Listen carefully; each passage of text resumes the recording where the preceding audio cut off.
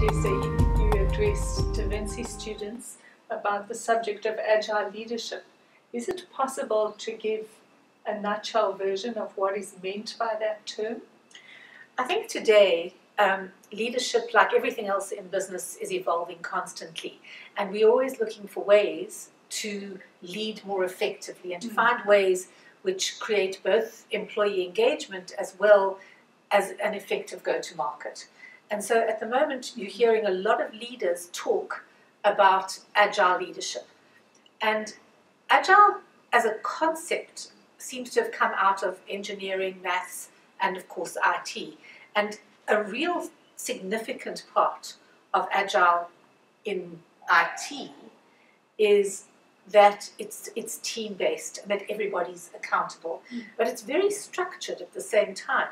So you have the sprints and stand-up meetings, which are part of your scrum, and you have a scrum master and a product owner, and then of course you've got the development team. But everybody forms a key part. And when I talk about structured, it's very structured. So if a project is going to take a month, there's a certain amount of time that you would allocate to your sprints and to your stand-up meetings and to your scrums. You also do reviews on what's worked and what hasn't worked. Similarly to what we do at Accsys, when we do what we call really badly post-mortem, they will call a retrospective, a sprint retrospective. So it's all of the, and it's ceremonial, and so that has now moved into more mainstream business as a methodology that every single morning, if you're working on something big in whatever project you're doing, that you'd have a sprint meeting, 10, 15 minutes stand up, and so that people don't get comfortable, but they do the meeting and they walk out with an action plan.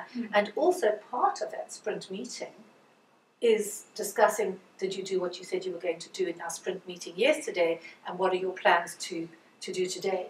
So it's an aid to communication and to making sure that everyone stays on the same page. Exactly. So it's something that I think needs quite a lot of work in terms of how effective it is in a business.